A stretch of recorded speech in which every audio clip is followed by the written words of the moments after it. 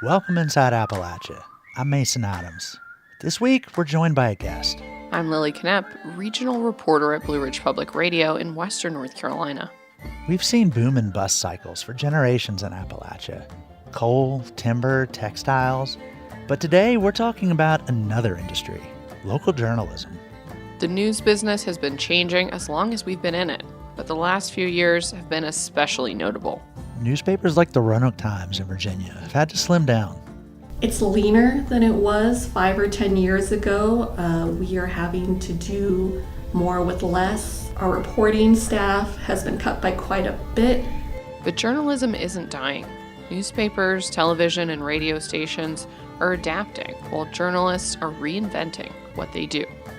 Hey, we really do want to change the way that we are operating because we understand that we have not been serving the whole of our community. You'll hear these stories and more this week inside Appalachia.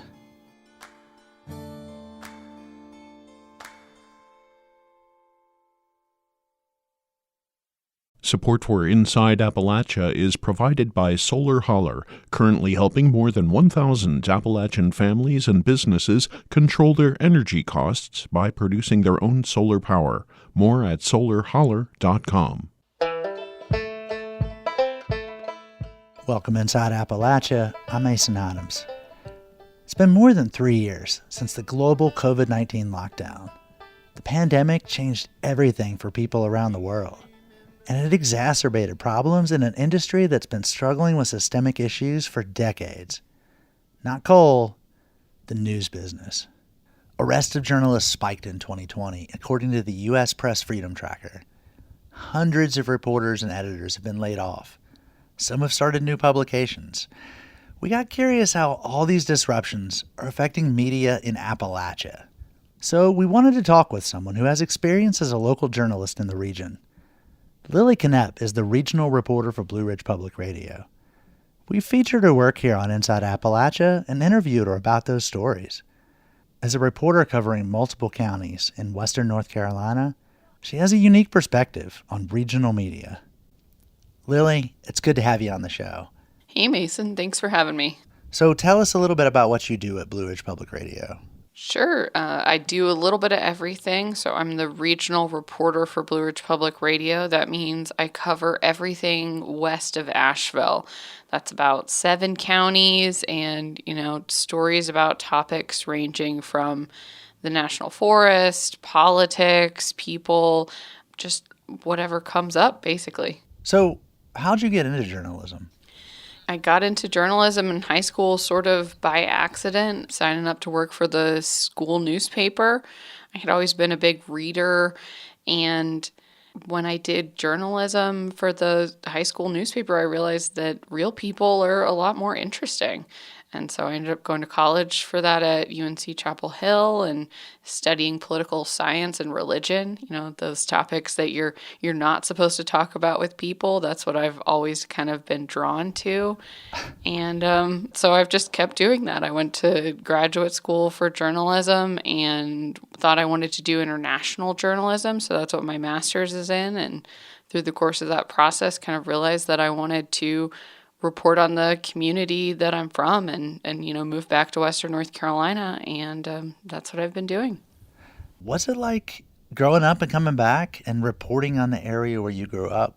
Yeah, it's hard to describe. I feel like it's awesome to be able to kind of see how the region has changed in real time. Like, I remember what this region was like, in the 90s and early 2000s. And so whenever I'm talking about, western North Carolina and how this is different from it was 10 years ago, some of that is from my experiences here. And when I'm reporting and interviewing folks in the community, some of them I've known for a long time since I was a kid. And it's just a really big honor to be able to interview people and kind of ask the questions that I always wanted to ask growing up. One of the first stories I did was about Franklin, which is my hometown, being the gem capital of the world. And I got to go around and ask everybody, is it really the gem capital of the world? And, technically it is. That's awesome. We're talking on this show about sort of changes to journalism over the last few years. And our listeners will have heard some of your stories here on Inside Appalachia. What's one piece of reporting you've done that's really stuck with you over the last couple of years? You started the show kind of talking about the pandemic, and, that's really shaped a lot of my reporting over the last couple years. And those were really hard times for a lot of people. And so, it really was an honor for me to speak with people during some of those really dark days and kind of confusing times, and trying to find answers for folks to big questions. I remember, just trying to help people figure out how to call the health department because they were getting so many questions that the phones broke. And, one of the stories that really sticks with me is from the Gadua Academy over on the Kuala Boundary. So it's a Cherokee immersion school. And so they were trying to continue teaching students Cherokee without being in the classroom with them. And so I talked with the teachers about how that process continued to work during that time. But also one of the teachers, Irene Smoker Jackson, her mother was a fluent Cherokee speaker who only spoke Cherokee, and she was one of the last people to only speak Cherokee in Snowbird, which is over in Graham County, and she actually passed away from COVID. And so, for her to share that story with me and what that meant to her and what that process was like, that's something that's really always stuck with me. Let's hear that story. The new Gadua Academy started in 2004 to teach a new generation of fluent Cherokee speakers. Like other schools, the pandemic caused educators to go to virtual instruction. I did not anticipate that we would still be remote this far into the school year. That's Crystal Carpenter. She's principal of the elementary school department at the new Gadua Academy. Students have been learning virtually since March. She says it's been challenging. I think that the elementary teacher in me says that there has to be something that we take out of this and learn from it. Many parents at the school have stepped up, says Carpenter. I think that there are parents that I am very proud of that have taken that extra step to reach out to us and ask for those translations and ask, how do I say this and how do I help them with this? And I think that parents working on their own language have been a happy result from that. The school is innovating to teach the Cherokee language, as it's harder to learn without in-person facial expressions. It started a virtual lunch hour so that students could casually chat in Cherokee. With students not being here in school physically, they were missing the informal component of the language and just the social interactions with their peers and the staff. There are fewer than 200 fluent speakers left in the eastern band of Cherokee Indians. My Cherokee name is Ione Goldstein. That's Irene Smoker Jackson. She's a fluent speaker and the elementary Cherokee language specialist at Gadua. She's worked at the school for 13 years, translating lessons into Cherokee. Internet's hard to come by where I lived. Before, when you was in a classroom, they could see your facial expression, they could see your mouth movement, how you say words. Since the pandemic, Smoker Jackson has mainly been sending audio messages back and forth with teachers to translate words. You're always translating, translating all the time. It's just like translating 24 hours a day. It's just like one word could translate. It could take you a couple hours, You can't just throw it out there just like an English word. Smoker Jackson grew up in a home where her parents spoke only Cherokee. She's always called her mother for help with translation. But in October, her mother passed away due to COVID-19 at the age of 91. She left a lot of memory with me and a lot of words with me that's in my heart that I could still carry on. Her mother was one of the last people in the Snowbird community who only spoke Cherokee. She contracted COVID after being sent home from hospice. They realized that my mother had it really bad. Her lungs was already filling up with the mucus and fluid was building up. So she lasted 2 days there. For Smoker Jackson, COVID-19 has only strengthened her resolve and passion to preserve the Cherokee language. The language is dying out because it's taking out our elders, our speakers. That is why it is important that we continue with the schooling and we continue embedding it in the kids that we have now. The New Gadoo Academy hopes to start some in-person classes again on January 11th after waiting to see whether there's another surge of COVID-19 cases after Christmas, like what was seen after Thanksgiving. I'm Lilly Knoepp, BPR News. That story dates back to late 2020. We're talking today about some of what's happened with news outlets over that time since. So, Lilly, can you give us a sense of the media landscape in Western North Carolina and some of what's been happening there lately? Yeah, I was just talking about how during COVID, we were really just trying to get information out there. And I feel like that's such an important piece of what we do as journalists. Here in Western North Carolina, a lot of people think of Appalachia as a news desert, but here in this region, we actually have quite a lot of newspapers. In each county, there's at least one local paper that keeps tabs on the local government and is kind of the paper of record. And then there are digital startups and other nonprofits. So there's a lot of coverage, but there are definitely still gaps. I would say there's also a need for more stories from Western North Carolina to reach the rest of the state and the region. And, just like everything else, it's really continued to change over the last couple of years. One of the biggest things here in North Carolina and across the country, just like every other industry, there's been a lot of transition.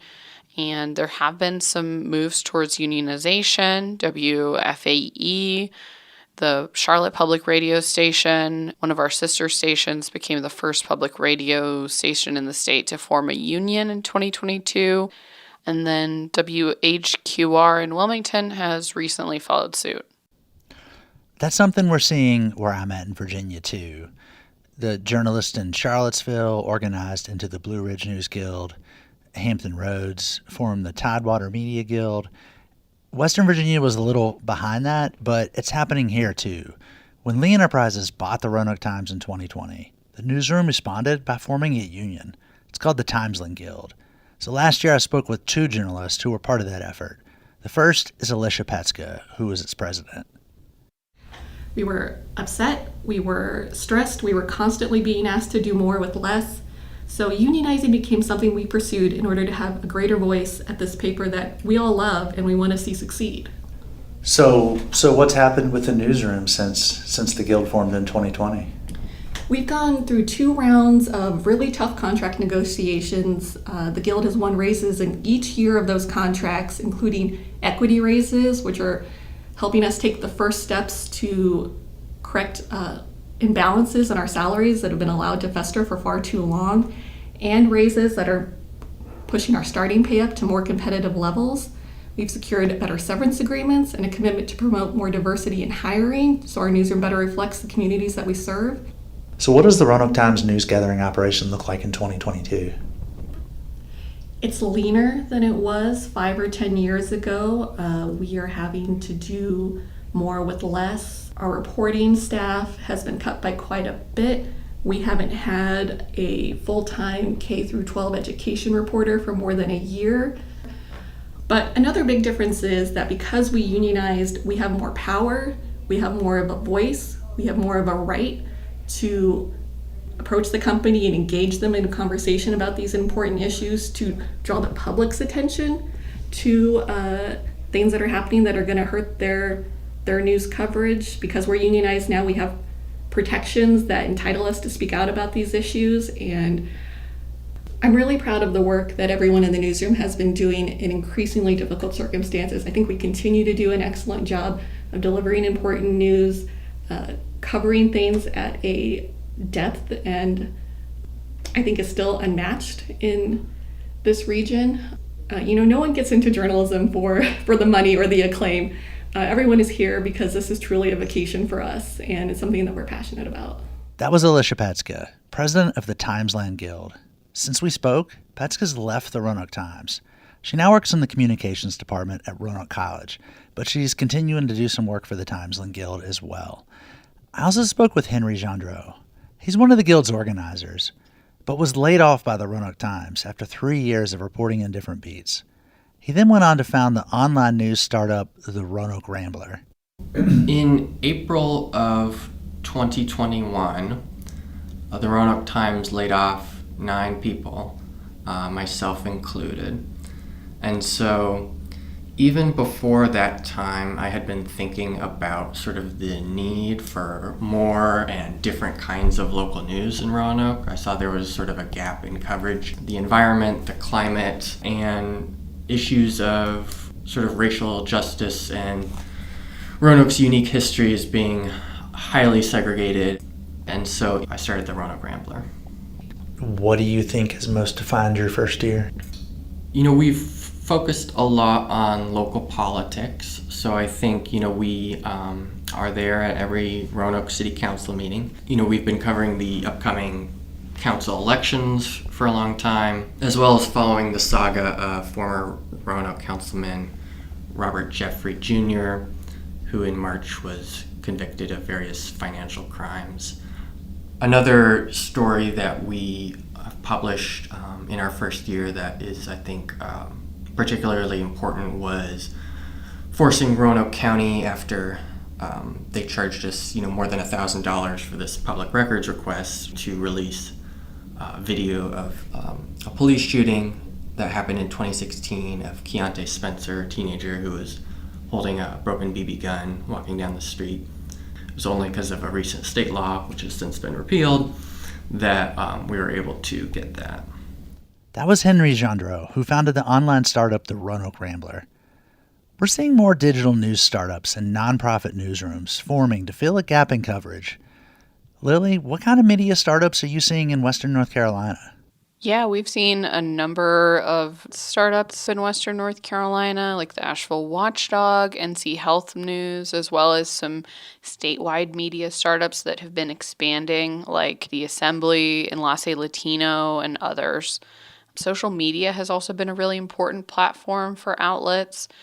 Most communities have different Facebook groups that keep them up to date on local car accidents and other, kind of really hyper-local stories.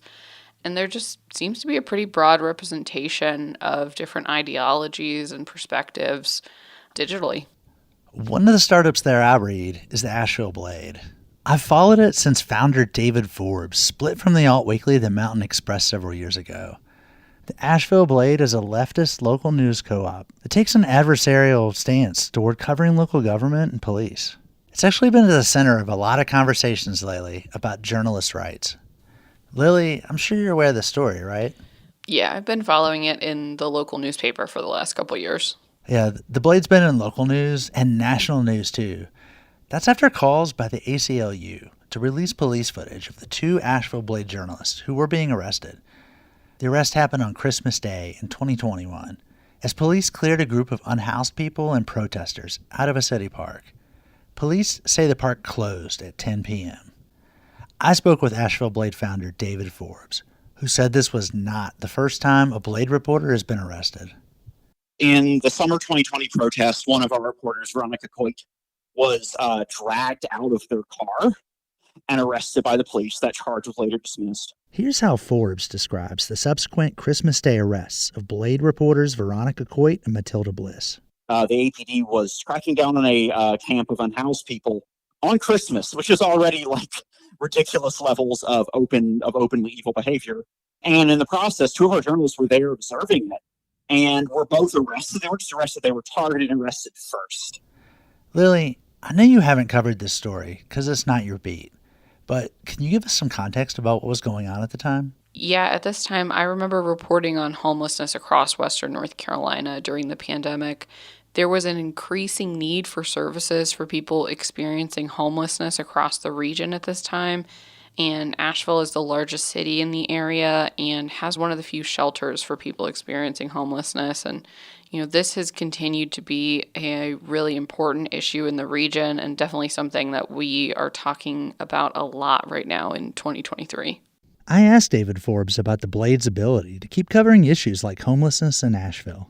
How is the Asheville Blade positioned? Obviously, y'all are continuing to do the work you've been doing the last 7 years. What's the outlook for the near and longer term future? In the course of 2020, we became a co-op because that's, I think the most sustainable way for journalism to go forward. And I think, honestly, newsrooms work better when there aren't bosses and hierarchies. I think that's a really negative way for them to function. And a lot of us who've worked in media have seen how much that's kind of ruined things. Certainly, we certainly welcome more community support, obviously. But at the same time, we've held strong and will continue to do so. And I think this is a story that happens kind of throughout Appalachia when communities are facing extractive industry. It's historically been timber and coal, but Asheville's a great example of how tourism is really kind of a major extractive industry in this region too, which is that, if governments and businesses just view this as a place, make money and sell for parts, basically, there are communities here who support each other for a very, very long time and have fought for a very long time, and they're going to keep doing so. And I think viewed in that context, we feel like we're on pretty strong ground. That was David Forbes of the Asheville Blade. Both of the Blade reporters who were arrested on Christmas Day were charged with trespassing. In April, a judge found the two reporters guilty of second-degree trespassing. They've appealed to a jury trial in North Carolina Superior Court. Inside Appalachia reached out to the Asheville Police Department for comment. Since the trial is still ongoing, a spokesperson said it would not be appropriate for APD to make a statement. Coming up, journalists typically report on communities. But what happens when they report with them? We'll talk with the publisher of Scalawag about the practice of sharing a byline with the people who are closest to the story. That is really powerful and creates agency in a way that journalism generally does not. Anyone can practice journalism. It's not something that is only for journalists, for reporters. That's after the break. I'm Mason Adams. And I'm Lilly Knoepp. You're Inside Appalachia.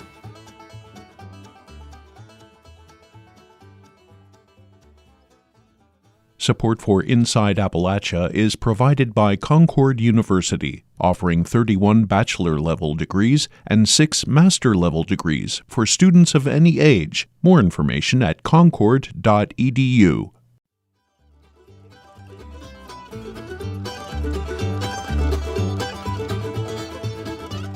Welcome back Inside Appalachia. I'm Lilly Knoepp. And I'm Mason Adams. Before the break, we spoke with Appalachian journalists about challenges they face as they try to continue reporting. Those include declining advertising and corporate cuts, but also conflict with the agencies and governments they cover. That's not to say there aren't some good things happening in local journalism. There are some outlets in the region doing really cool and innovative work. That's something I wanted to ask you about, Lilly. What are some journalism initiatives you're seeing that are doing interesting things in terms of trying to cover news in better ways to serve the public? Yeah, there's a lot of discussion about what are the best ways to share news as a journalist, but then there's also this larger conversation about how journalists are working with their communities. Yeah, I'm aware of some media organizations that are training community journalists and centering community stories.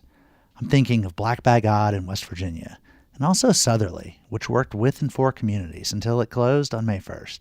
Scalawag is another organization. Part of their mission is to disrupt the narrative of the South, and they've done a couple of really interesting projects using new journalism methods. I'm familiar with Scalawag. It covers the South, but a lot of times that also includes Appalachia. Yeah, publisher Sierra Hinton has written about her opinion on the needs for changes in journalism for a long time.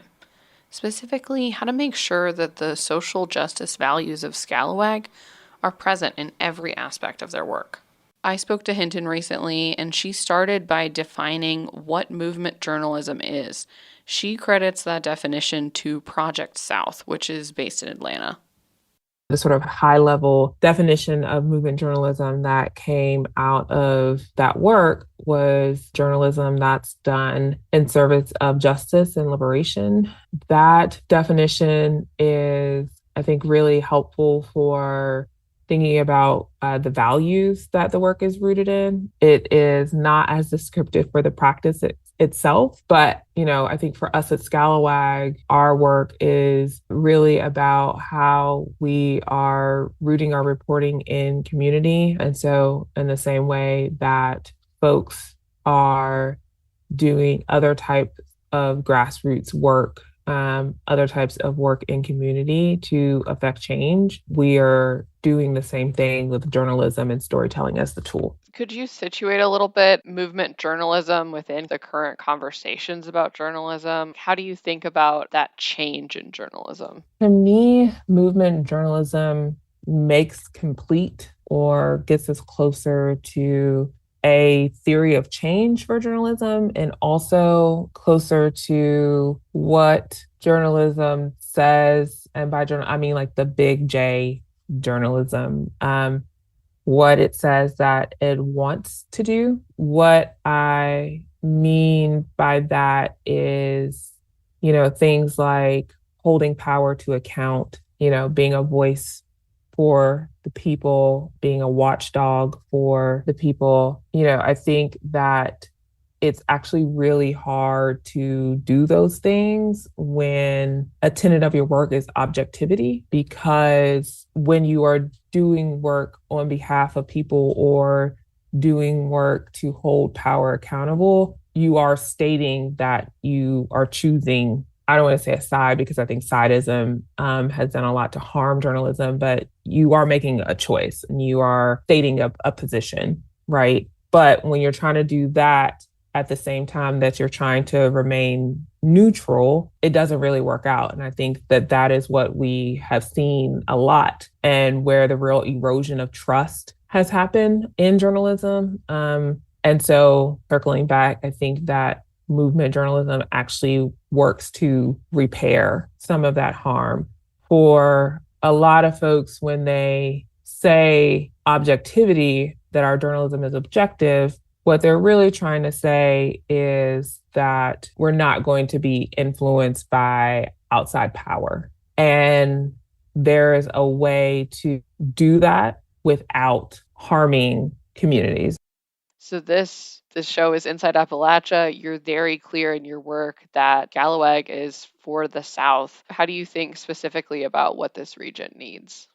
I wholeheartedly and firmly believe that, like much of the history of this nation, that the South is the birthplace of transformational change. And therefore, we need media that is aligned with that change. When I was in Atlanta, we went on a civil rights tour and we learned about how the Black radio station was in the same building as the, I think, SELC headquarters and where Dr. King's office was, and how when they had announcements from the movement, they would literally take a broom and like tap the ceiling of their office to get the attention of the radio station. And I think that sort of alignment doesn't really exist anymore. In that anecdote, it's easy to say, okay, well, they were just a mouthpiece of movement. I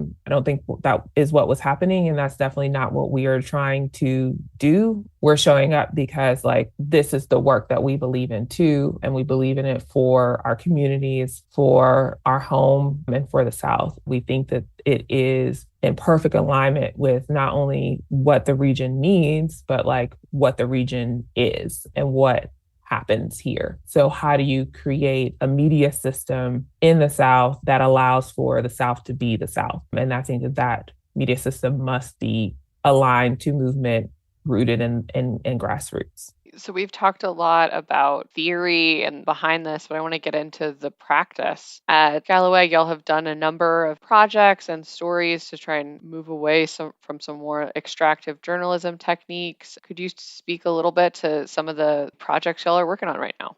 The things that come to mind immediately for me are co-reporting that we did toward the end of last year. We had a reporter who was working with some Black farmers in Mississippi. And originally, the reporter's plan was to actually, just report the story themselves. And our Race to Place editor at the time, Co Bragg, really challenged them to say, hey, what would it look like for you to actually work with the folks who you are reporting about and actually report with them, and to share this byline. I think that is really powerful and creates agency in a way that journalism generally does not. And it also challenges some of the norms we see around like who is a reporter and who isn't a reporter. And it calls back to what I was saying earlier around journalism as a practice and understanding that anyone can practice journalism.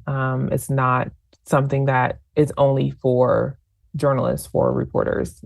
The other thing that comes to mind is our work with incarcerated writers. There are a number of organizations that publish work by formerly incarcerated folks. There are even fewer that publish work by folks who are currently on the inside. And that's work that we've been doing since 2016, and we've expanded. And just really, again, about folks having agency and being able to tell their own stories and also being paid for that. And so in addition to actually publishing incarcerated writers, we did a training and published a digital and print guidebook called The Press in Prisons. And it's a training and resource for other newsrooms, for journalists, to help them understand what it looks like to work with someone who is incarcerated to publish their work. Our sincere hope is that more news organizations, more journalists will do this work so that we can hear more about what is happening for folks who are currently incarcerated. So those are really non-traditional projects that you're working on. In the rest of your career, you do a lot of thinking about funding sources and how the editorial and the business side of journalism should work together, could work together. Can you speak to the way that you think about that in relation to all of these grassroots community-led projects? In my work as a coach and consultant with Blue Engine, we are facing some real challenges, obviously, when it comes to how we sustain a news business, especially on a community level, especially if you are a news organization that is not founded by someone who has access to a great amount of wealth. I think that's something that we don't really talk enough about in journalism, is that a lot of your legacy publications are organizations that were family businesses. Now, some of them are very large family businesses with lots of money, but they're family businesses, right? And that really limited who could be leading a news organization. In my work, thinking about how news organizations can look to community for support. Obviously, it can't be the only revenue source and the only revenue stream, and it is a revenue source that can take a while to build up. But a prerequisite to being able to do that work well is building trust and building relationships. And, then that goes back to talking about the harm that the industry has done, and that really keeps us from being able to build relationships with the whole of our communities, with people who have historically been overlooked or forgotten by media. So how do we change the practice of media to acknowledge and account for that harm so that we can start to build that trust, deepen those relationships, and also look to our community to support the work that we're doing because they understand the value of it, and they know who is publishing it, what our values are, what we stand for, and they feel as invested in us as we do in them.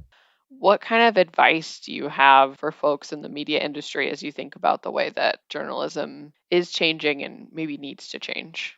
A lot of folks continue to be dependent on dwindling revenue streams like advertising as products changed, right? So when print was the product, advertising made more sense when there wasn't a digital alternative that could reach more people. And we just didn't make that transition fast enough. So a lot of folks are sort of staring down the barrel of, if we don't see something change soon, can we survive? And a lot of organizations have not. And I think what's tough is repairing harm, building trust, building relationships, especially for organizations that have been in existence, have been a part of the community.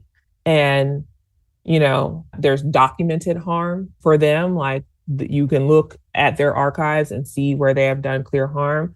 That's not necessarily a fast process. And you have to start somewhere. And the longer that you delay that work, the harder it will be. I feel like we've dug into a lot of really honestly deep questions. As you look at the changing world of journalism, what are you looking forward to? Yeah, that's a really great question. I am looking forward to and very encouraged by the number of folks that I do see stepping up to do the work, who are coming to terms with the reality that I was talking about earlier, and just saying that, like, hey, we really do want to change the way that we are operating, because we understand that we have not been serving the whole of our community, and being really honest about who has been left out. I think the other thing that I'm excited about is the work that is beginning to be done around a more intentional work at the intersections of movement and media. And what does it look like for movement and community organizations to work with media organizations? Where is there alignment? Where is there opportunities for us to better serve and support our communities? And I think that just also points to greater collaboration, networking, and ecosystem building in general. And I think that that is exactly what we need to be able to actually sustain our news and information systems. That was Sierra Hinton, publisher at Scalawag. Well, Lilly, we've talked today about some of what's happening in Appalachian media, and these are just snapshots, not anywhere close to a comprehensive look. What are your hopes for local journalism in Appalachia? One of the major themes that I really hear from a lot of local journalists and media organizations is collaboration. Talking about how outlets and journalists can share resources and work together to tell stories for their community and get folks information. And, it's really encouraging to hear that people want to work together to make the journalism in this region better. And that's, here in Western North Carolina and across the state and Appalachia in the South. Jesse James Carter is mean when he's angry. Today we've talked a lot about journalists, how their work's funded, and how they do reporting. But let's get back to the most important part of this, the people and the communities they cover. Lilly, you recently covered a story about a pivotal moment for the town of Canton, North Carolina. Yeah, one of the biggest stories in Western North Carolina right now is the closure of the paper mill in Canton. About 1,000 people are losing their jobs. The mill's final whistle blew on May 24th, and I was there. At noon today, a whistle rang out over the town of Canton, as it has daily for decades. But today's sound was more like a death knell for the Pactiv Evergreen paper mill, which is scheduled to close entirely in early June. For Canton resident Sharon Roberts, the sound marks the end of an era. My dad, my brother, my husband have all retired from here, and it's just really sad that our little town is losing this. I'm 76 years old, and I've been hearing that whistle for 76 years. Roberts joined more than 100 Canton residents and neighbors who gathered across the street from the mill to listen to the final whistle. Canton Mayor Zeb Smathers described the closure as a death. This is a funeral. It feels like a funeral. It feels that I'm getting ready to go into a place to say goodbye, and I think it's exactly what we're getting ready to do. It is truly emotional. Former employees like Zachary Schoaf reflected on the importance of the mill to the financial security of many in the town. I spent 42 years over there. You're lucky if you got a job here. There's no industry around here that pays what they did. Schoaf says while workers may find other jobs, the work and pay for those losing their jobs won't stack up. A lot of them places Nashville's a hiring. But the thing about it is, you're the top man over here. You've been here 30-some years, and then you go to the bottom over our own graveyard, start all over, and that's devastating to you to do that. As workers search for new opportunities, residents like Jessica Kears took a moment today to express their pain. You cannot live in this community and hear that whistle and know that it's the last time and not have some emotions on it. It's heartbreaking. Lilly, that's a powerful story. I know that paper mill is the economic lifeblood of Canton and has been for decades. Yeah, the mayor of Canton has called this a funeral. The closure is going to change the fabric of Canton and Haywood County. It's emotional for the community, and it was important to be there to witness this.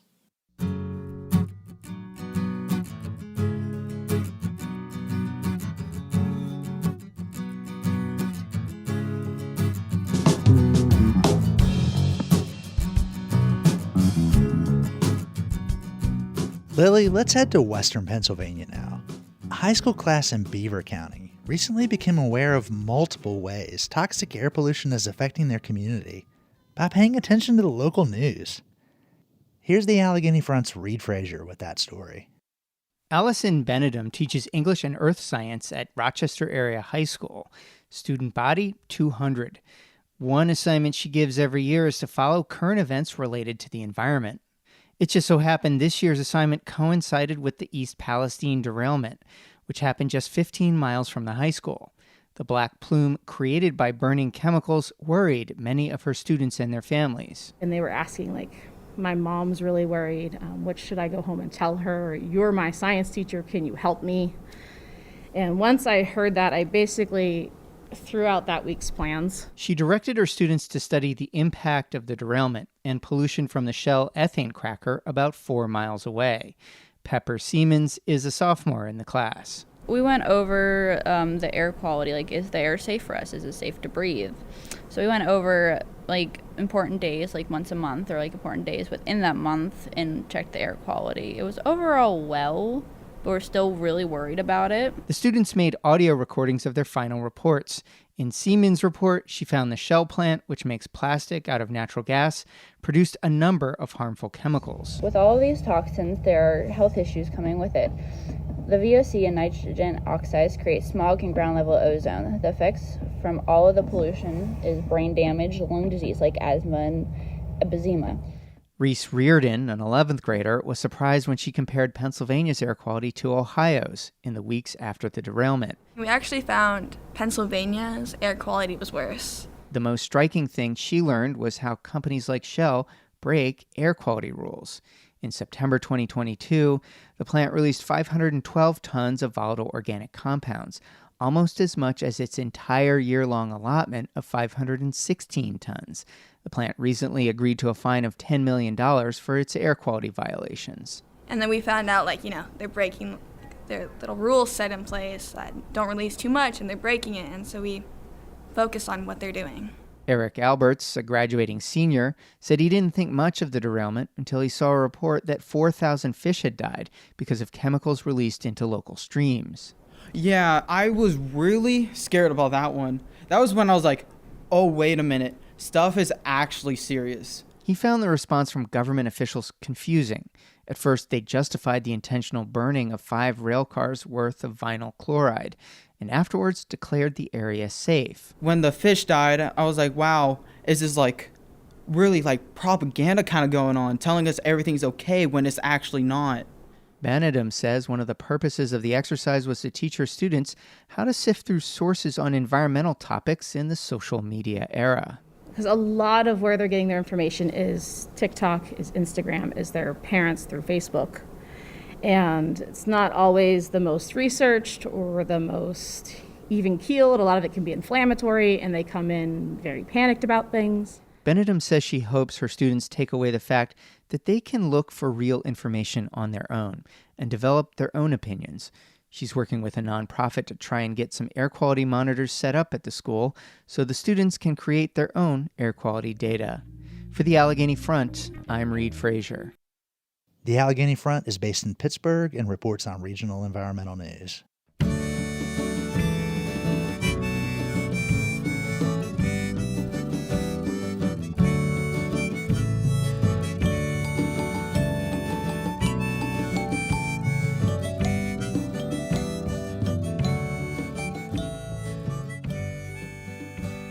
We talked some today about how media outlets are elevating new voices in Appalachia. And Mason, you did an interview a while back about a way people have been doing that for decades. Yeah, zines. The advent of copy machines allowed individuals to make their own personal magazines. Zines thrived in the 80s and 90s, but they're still being made today. Elliot Stewart has been making zines since he was 13. His current ongoing zine, Porch Beers, takes an incisive look at Appalachian culture through the eyes of a queer trans man. Porch Beers dives into pop culture fandom, West Virginia food, and his complicated relationship with his hometown of Huntington, West Virginia. This past winter, I spoke with Elliot Stewart about the zine and asked what a porch beer is anyway. So I first found porch beers kind of randomly online using a different search engine than I tried before, and I ordered a couple copies on Etsy and was just blown away. I've read zines for a long time, and I've read Appalachian zines, and these just grabbed my attention as a reader. They hooked my interest. The writing is fun and short and funny, but also serious and thoughtful.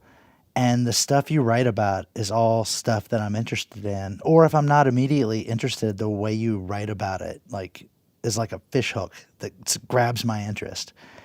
And so tell us a little bit about yourself. Who is this person that makes porch beers? I guess kind of born and bred West Virginian, moved around a lot as a kid.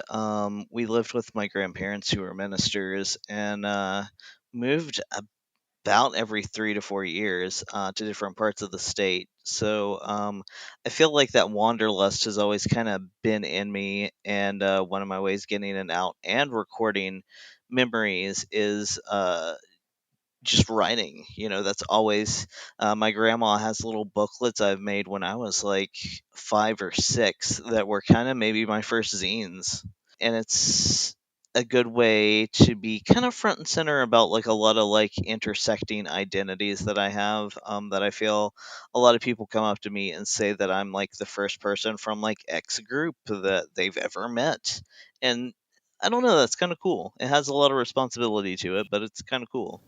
And everybody that comes in my house, when they see these zines, they always wonder about the name. Tell us about the name Porch Beers. Sure, that was a tradition in Huntington, and maybe I'm sure elsewhere too, like where you have a porch. But Huntington is a small knit community to where everybody knows everybody pretty much, and you can go by somebody's house, they're on their porch. Hey, do you want a porch beer? Yeah. So you sit down, you have a talk. Could be about nothing, could be about like very important heart to heart stuff. But that's just kind of like a hallmark of Huntington Summers. And I wanted what I did to reflect that. Yeah, and the first issue is about fandom, and you have a few different essays about different arenas of fandom per se. And then the second issue on West Virginia, I found myself taking shots of some of the writing about food and sending it to Inside Appalachia's resident foodie, Zach Harold, and he was immediately like, where can I get this? Issue 3 was about music, and then you came back to food in issues 4 and 4.5. What pulled you back to food after you had already written about the different kind of foods unique to West Virginia? What pulled you back for 2 more issues? When I go to make an issue of Porch Beers, sometimes I will set out and it will be, I want X theme, and write around that theme. But more often than not, it's just kind of I write a couple of articles as to what I feel, and a theme loosely takes shape. And that's kind of what was happening with this one, to the point where I had a couple of other like runner up uh themes that I was going with, and my partner was like, you might as well write about food because that seems like where this one is drawing you to." And I was, yeah, he's right. That was what was on my mind. I don't know if there was any particular reason for it, but that's just where the writing led me. So I read through these 5 issues. They're on specific topics, whether it's pro wrestling or the Ben Folds 5 or West Virginia food. But there's a larger story arc here too. I mean, I can read growth in these zines. You moved from Huntington to Chattanooga and back. When you read back these zines, what is the story of Porch Beers to you so far? I do go back and read them at times, and sometimes I do kind of. It is a little painful to read some of the early stuff just because I have changed so much as a person. But I'm glad I have a record of it, that these things happened. And honestly, it's, I think, valuable to get stories of growth out there because not a lot of people record kind of the minutia of life in Appalachia or in like the various kind of sub communities I'm in. Porch Beers tracks this geographic shift, but it also documents sort of a different kind of transition. Can you share a little bit more about that? I am an out transgender man. I have been out since, in one form or another, as trans since about like 2018, and just slowly began socially transitioning and then medically transitioning. Also considered myself queer as my orientation. It's been an interesting experience with that. A lot of learning curve. Sometimes people, when they find out, will have like. I like to assume that most people are in good faith when they ask questions, but sometimes they can be very awkward or a little hurtful. But I try to take it in stride, like specific medical questions or things like, and if I don't feel comfortable, I'm at least to the point now where I'm like, hey, that's kind of a weird thing to be asking me, yo. A lot of times I'm the first trans person that someone has knowingly met, and that is wild to me sometimes. Well, Elliot Stewart, your writing resonates deeply with me, and I can't wait to see what you write next. Thank you so much for coming on Inside Appalachia. Oh, it's been my pleasure. Thank you so much.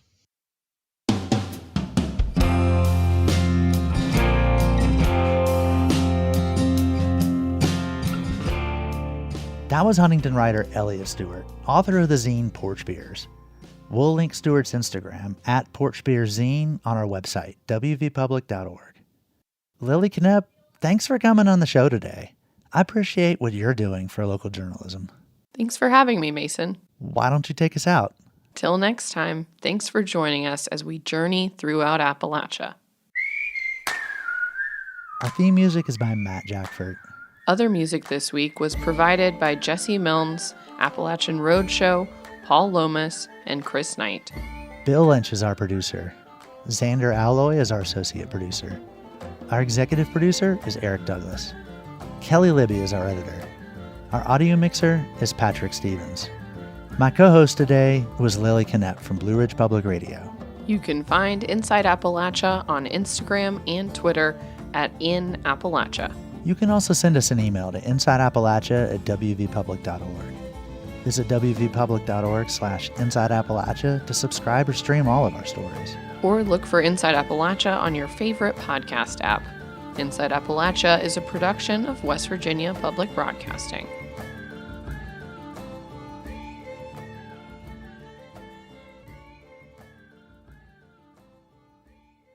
Support for Inside Appalachia is provided by Concord University, focusing on students' futures. Classes available at concord.edu/apply.